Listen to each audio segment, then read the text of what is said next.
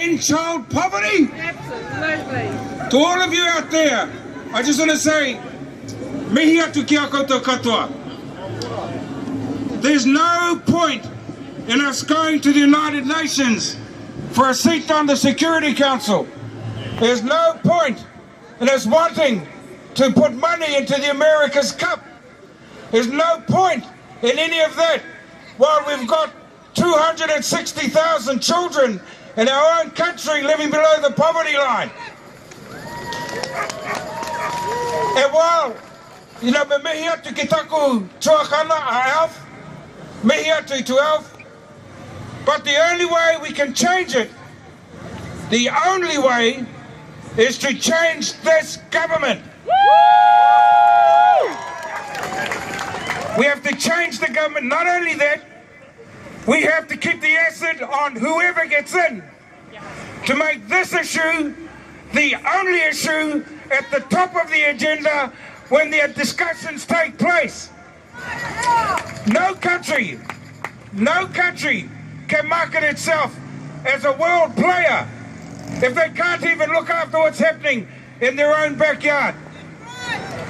The elimination of child poverty is not a policy, it's an expectation that we should all have of one another. It's a demand that we should have of all of our politicians.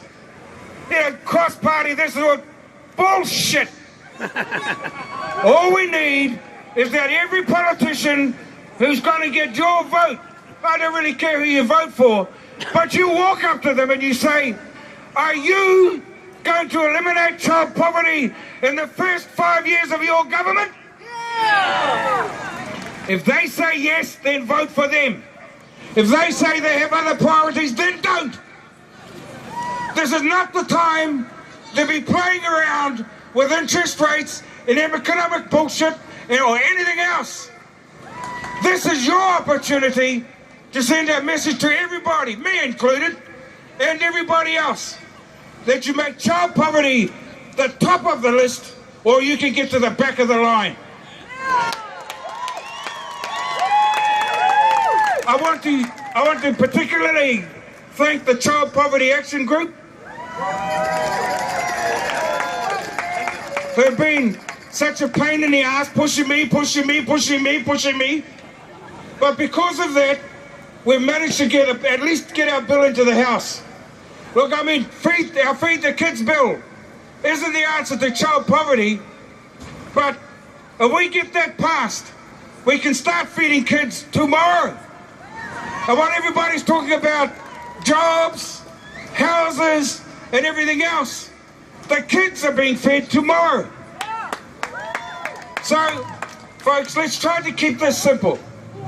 I'm thankful to Labour, I'm thankful to the Greens, I'm thankful to New Zealand First, I'm even thankful to the Māori Party, I'm thankful to Mana, and I'm thankful to the Internet Party, because all of them support the Feed the Kids bill.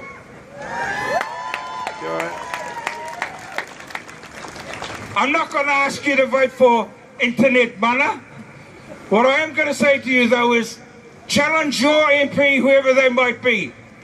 Get the bill passed in the first week of Parliament, and we will start sending a signal to the whole of our country that we have finally grown up and we recognise that the most important people in our lives are not those who make all of the money, not those who develop all of these great housing plots, not anybody else, but our children, our tamariki and our mohopuna. If we send that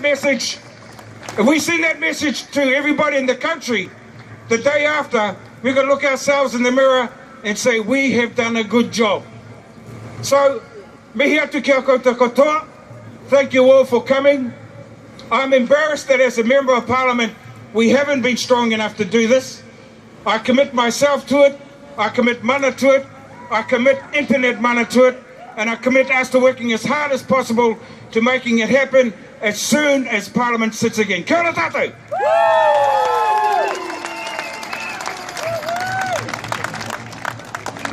Okay, folks, we've just got one last speaker, and it's Ann Kendall from the Māori